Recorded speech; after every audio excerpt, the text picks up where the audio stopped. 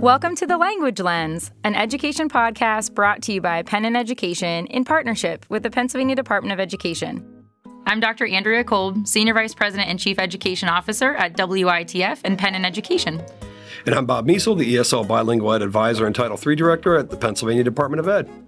In this episode, we will explore what it truly means to engage English learner families as authentic partners in education. We're going to unpack practical strategies for building trust, honoring linguistic assets and cultural assets, and creating meaningful two-way communication. Join us as we highlight approaches that move beyond involvement to true collaboration and parent engagement, ensuring that every family feels seen, valued, and empowered in their child's learning journey. Joining us today for this important conversation is Aaliyah Quilty, ELD Instructional Advisor at the West Shore Area School District. Welcome, Aaliyah. We're so glad you're here. I'm glad to be here. Awesome. We're going to dive right in. Right. And the first question I want to ask you is, when we talk about engaging English learner families, what does that actually look like in practice? We use the word, and engagement, I feel like, could mean so many things. So for you at West Shore and the work that you do, what does engaging families actually look like in practice, and how might it be different engaging EL families from traditional family engagement practices? So I like to think of parent engagement or family engagement as anything that opens a conversation between home and school. I like that. Any sort of communication. And sometimes the traditional means of engagement, like parent conferences, the Title I events, things like that, don't really work for our families because there are barriers that stand in the way. And the biggest one is usually language. Are these events in a language that parents can understand? So we kind of have to get creative in how we do outreach to these families because we really do want them to feel and to be partners in their children's education. Yeah. Can you give us some examples of what those might look like? Because I think you're right. When we hear family engagement, the first things I think about are the back to school night, meet the teacher night, teacher conferences. So what other kinds of opportunities do you put on? And I guess my second question is, when you mentioned about a lot of those programs are not conducted in the language of the families. We provide interpreters for many of them, but the program itself is not in the language that they speak. When you do these other examples of family engagement, are they done in the language of the families, or how do you accommodate that? So it depends. I'm a big fan of what I call just kind of low-pressure interactions with families and parents. And that is kind of stepping away from the formal conferences and things like that, just having normal social interactions with our family so that they know that they're part of the community. So I'd like drop off in the morning or pick up in the afternoon when you see parents out and about at the grocery store, anything like that. Having those like quick social conversations is a really good way for the parents to really feel like they're part of the community and for you to feel like they're a part of your community. So when we have those quick kind of low stress engagements, they can be in whatever language. It's when we have face-to-face conversations, I think it's easier to use body language and to use whatever tools that there are at your disposal to facilitate communication. And sometimes, you whip out your 8th grade Spanish and try to have a conversation when the kid sees you at the grocery store. Yeah. So really start with those low stress, high impact conversations so that the parents know that they're part of the school community and then start to feel empowered to come into the school grounds. Yeah. So that was going to be my question because, like Andrea said, like when we talk about, parent engagement, everybody usually associates that with a grant program or some kind of requirement, for funding and things like that. But like beyond, and so you've already answered that question, that one that I had in my head, but do you want to add anything about other effective pathways you find beyond just the formal school things or the things associated with a grant like Title III? So I think our biggest event that we have at the West Shore that gets a lot of parent engagement is our picnic, which is, we do our Title III meeting at the beginning of it, but it really just is a picnic. Everybody brings food, and our teachers bring their children as well, so that we have our English learner families and our staff families together. And it's really nice because the same families come year after year. You get to see when they have new babies. You get to see the kids using their own language in context, which is always fun. And because it's non-academic, it's not on school grounds either. We go to a public park. I think families just feel really empowered to show up as they are and just have a good time. I love two things about what you just said, right? One is that so often we talk about family engagement, and it means the teacher and the parent, right? And what you just mentioned was this is truly our families coming together, and not just the families of our students, but our families. I'm not sure that I've ever seen an example of that before, where the teachers and the staff also bring their families and interact together. So I really like that connection. It feels very personal and very relational. The second thing that you said that stood out to me was not on school grounds. I feel like that can be really powerful for families who might, for as welcoming as we are, right, and all the effort that we make, school is still a very formal institution for families. And that can be overwhelming and a little bit scary, especially when I don't even know which door to go to. I mean, that still happens to me when I visit schools. Like, what's the actual front door? And then I don't know how to buzz in. There's nobody there that speaks my language initially. And, like, that can just create barriers that we don't intend, and we do our best to overcome. But taking it into the community, I think also symbolically and really in tangible ways shows the teachers being a part of the community too, not just the community coming to be part of the school. I don't know if it's just like a West Shore specific thing, but like a lot of our ELD staff lives within our community. So our kids go to school together. We know each other. These are truly our neighbors. A lot of our schools are walking schools, so the kids all play together. Yeah. We actually have a few families that they're Moroccan, and they didn't know each other before their kids started to go to school together. But when they go home in the summer to Morocco, they hang out because their kids like to play together. And it is so cool. Do you, when you pick the places, do you do the same park all the time? We do the same park because it's kind of centrally located in the district. It's free, which is always nice. And there's it's a pavilion and a really nice playground. So it's just a cool space. And do you do this on the weekends or a weekday? It's a weekday. It's a Tuesday afternoon. Okay. Great. That's great. That's really great. So we talked about this a little bit already with the language barrier, but communication is often a barrier. What have you learned about which communication methods actually work really well for your families? So just kind of as a general rule, what doesn't seem to work is emails. And we are very, tech savvy. Everybody loves to send emails out because they're fast and they're convenient. That just doesn't work. I'm not sure why, but it doesn't. Okay. So what does work is text messages. That really work really well. So I actually pay out of pocket to have a phone that parents can text and call me on because I work with so many families that it makes sense for me. So you have a work phone and you give that number to all of the EL families that they can just text you. Yeah, or call me or send me a message on WhatsApp. WhatsApp has also been kind of a game changer. And I think what's nice about it is that if parents have limited literacy in any language, but they can speak in English, which a lot of them do have like oral language skills in English, they can just send me a voice note. And there's no literacy involved in that, and it just feels personal. So that's nice. But setting up a Google Voice number, which is what I initially did, that's free. And you can use that to then send text messages to families. And I usually get a lot of responses.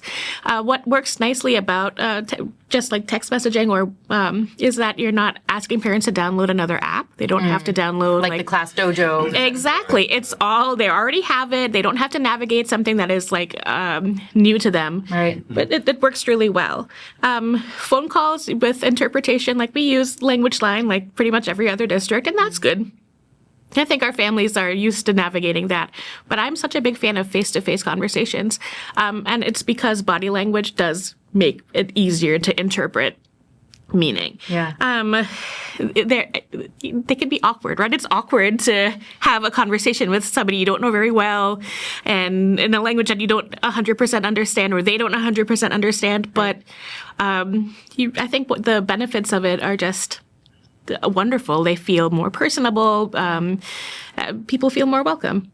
To have those face-to-face conversations, do you find that parents, if you text them and invite them to come in, do they typically come? Very much. But when you email or there's a big formal night, no. I think that just the one-to-one nature of some of these conversations works better.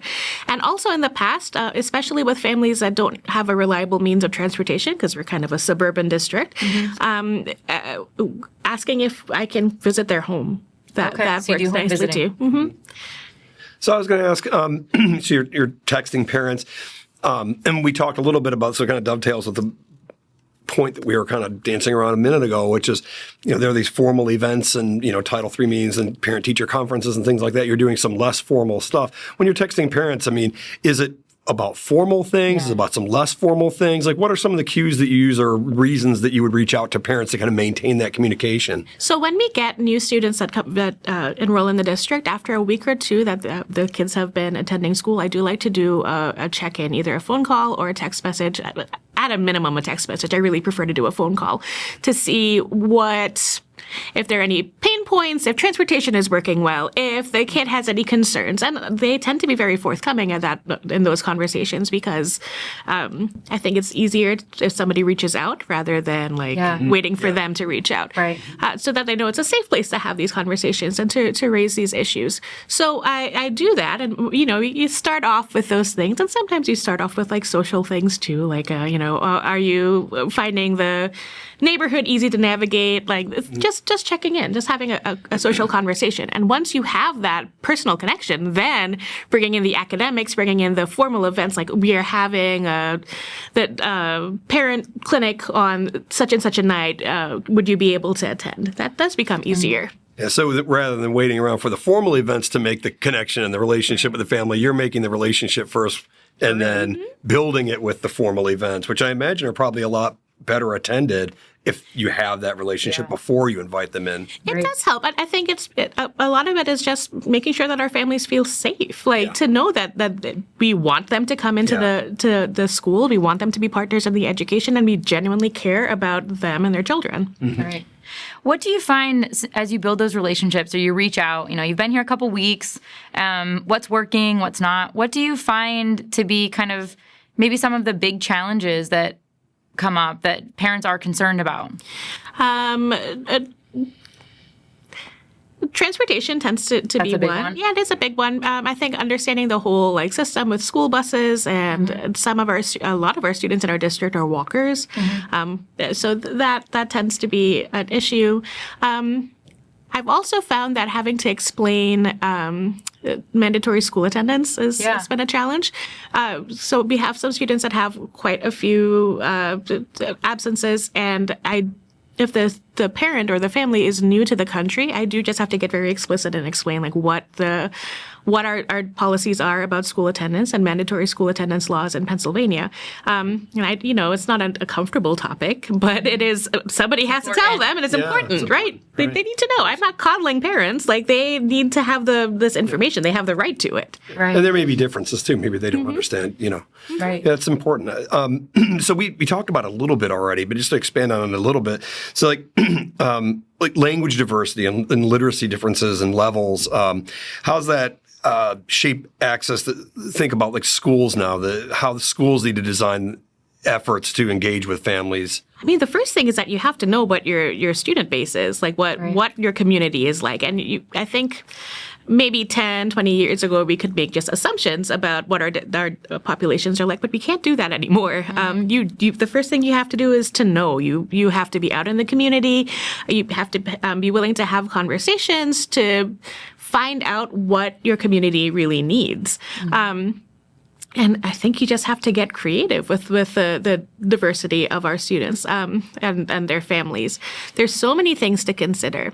My district has had a huge demographic change in the past, maybe even 10 years, where we're getting more families from all sorts of backgrounds, and that's culture, class, race, and everything, which is amazing. It really makes me happy to see that so many people live in have moved to our district. People want to be here, which is so cool. But there are challenges that kind of come with it. So we have to know who our families are. Yeah. We can't assume, and I think that we have to find out from them what they need and what their comfort level is, what they're looking for in building those relationships. Yeah, I'm curious about how you get that information in a sort of system or structured way.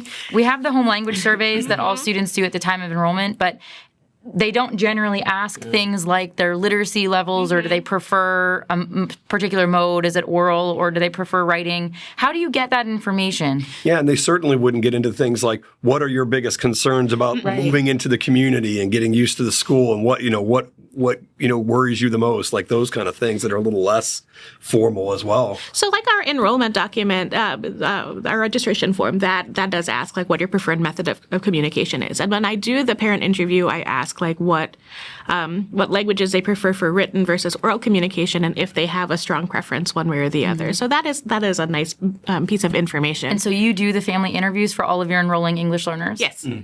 That's important.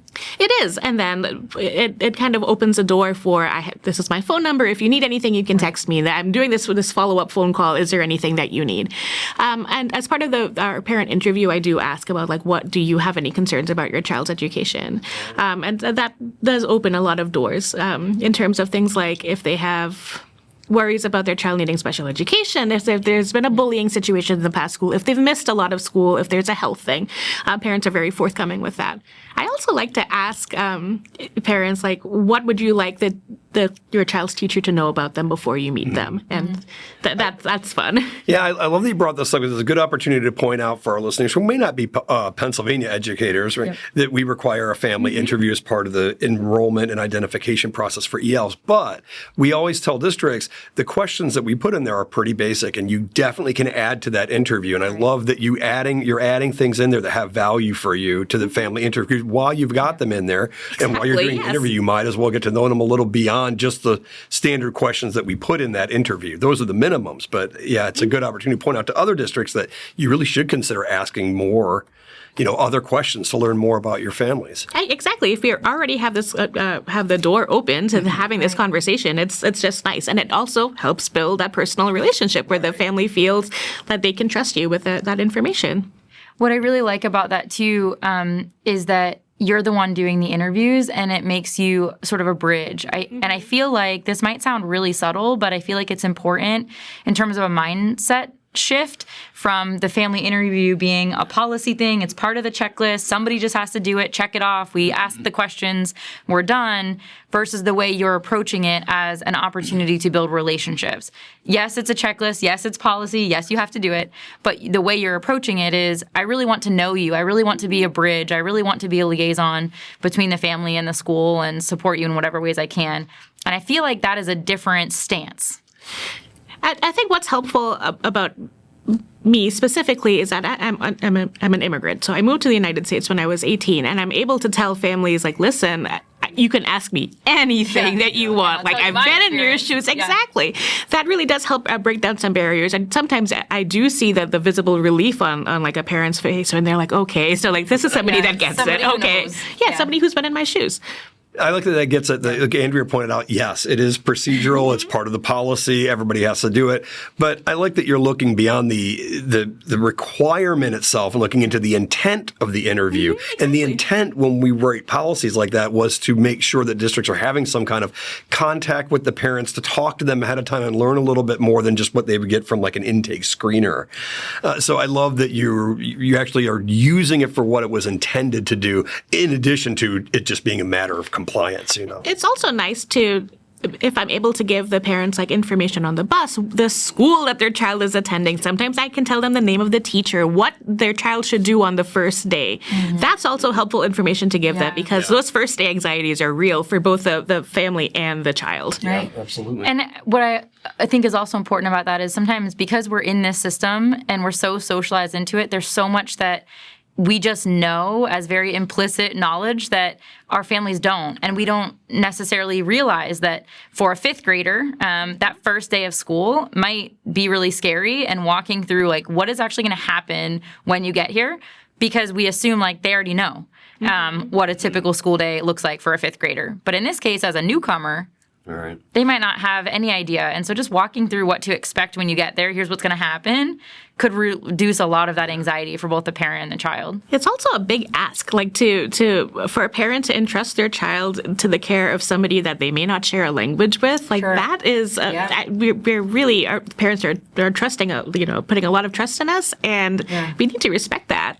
Yeah, that takes that trust to a whole different level, doesn't it? Right? Yeah, I never actually thought about You're that. putting them in an institution with people who you might not even share a language with, let alone all the cultural aspects of it and everything else. So yeah, it's important to point out, for anyone listening, like it's a really serious thing to think about. Yeah. What I also really liked about what you said in the beginning, that family engagement can be all kinds of things, that it's not just those events. It's not just the parent-teacher conference. It could be the conversation that you have. It could be that family interview to talk about what do you expect what do you expect for your child, or what are you hoping they're going to accomplish this year? And what do you want your teachers to know about them? Like, these are families being engaged, whether, again, by policy they had to come in for that family interview, or they're responding to your text message about how was your first 2 weeks? What's happening? What's on your mind? What questions you have? What I find really important about that is, in doing this work for some time with our English learners in particular, it's really easy to have to slide into sort of a deficit mindset. Like, our parents don't come, they don't care, they don't want to be engaged. So what do you offer up in terms of helping to shift that mindset, that this is what we define as family engagement? If our EL families aren't doing these things, then it looks like they are disengaged or unengaged. even to take it one step further too, and we've both run into this as well. I'm sure you have that belief or the subtle idea that, like, well, our parents can't engage like the other parents can because they don't speak the language or something, So yeah, how do you? I guess what I'm getting at is, like, you seem amazing in what you do and your role. How do you get the rest of the team and the rest of the districts and your colleagues to really buy in and exhibit that same stance that you have? I think it's just part of our culture as a district. I didn't create this. This is what I walked into when I took on this role. That's great. The systems are already in place. And I think, again, because we're a small suburban district, and most of us can live within the boundaries of it. Everybody really, these are our community members, and we want them to be here. Yeah. So if you weren't that lucky, though, and if someone else wasn't that lucky, what advice would you give to someone in your position to help build the kind of relationships that you're building in your district? So you always want to presume competence, right? Human beings, our families are able to do anything that you ask of them, but they don't always just have the knowledge. Attitudes or ideas about what constitutes a productive school-home relationship are so culturally determined. And I know that, having grown up in another country. So I always presume that the families want to be engaged and that they have the ability to be engaged. They just might not have the knowledge. They might not feel welcome. That's the other thing. So start really small. Start by building those relationships. Go to the grocery store where our students shop. It'll be fine, I promise. Let families be the expert on their children, on their language, on their culture. Don't tell them, I don't know how to phrase it better than that, but our parents are the experts on their children. Project our assumptions or stereotypes onto them about themselves. Exactly. Don't do that. That's not good. And I think as educators, what we feel that when we're in a school, that's our position of power, right? Like, we are the people that are in power, and the parents are kind of I think subconsciously, not explicitly, but subconsciously, that they are coming into our space. Sometimes you have to put yourselves in the uncomfortable position. So I remember we had a Newcomer family, and the mom we had remote learning days, and the mom was really struggling with helping her child log in and get things settled on the learning management software. So I said, okay, come into my office. I'll help you get set up. It'll be fine. Mom is a French speaker, and I speak some French, but I certainly don't speak tech support French. And I said, you know what? I'm not going to call in an interpreter because it's going to be, they can't see what I'm looking at. We're just going to have to muddle this conversation through. And it was really awkward, and it was messy. But at the end of it, Mom was really happy. And then months later, at our picnic, she was talking to another group of moms, and I stopped by and I was chatting with her, and she said, I cannot tell you how much it meant to me that, that early on you were able to just kind of put me at ease and help me through that. And I honestly think that muddling through a conversation in a language where I wasn't the fluent speaker and she was, that really helped. Yeah. I love the vulnerability that takes, and being willing to not be the knower and not be the expert, but to say, I'm going to ask questions, I'm going to try, I'm going to make mistakes, it's going to be messy, but we're going to do this. I'm here. I'm in it, right? You have to 100% have in. that Miss Frizzle attitude towards this. And like you said, who knows the impact that has Right. on the trajectory going down the road. A little correction here or some little something that you might consider insignificant might change the whole outcome 3 years down the road. Well, and when I walked away from the conversation with the mom, I was like, oh my gosh, that was awful. Like, I had no idea what I was saying, but she really got something very different from it. And that was lovely. Yeah. Well, we are coming up on time. We could probably talk about this for the rest of the day. There's a thread that's kind of weaving through many of our episodes now, and it's about that curiosity, to be the one willing to ask questions, to go to the grocery store, be vulnerable, be curious. And so we'll leave it with that. Stay curious, everyone. Thank you, Aaliyah, so much for being here. Thanks for tuning in, and we'll see you next time here on The Language Lens.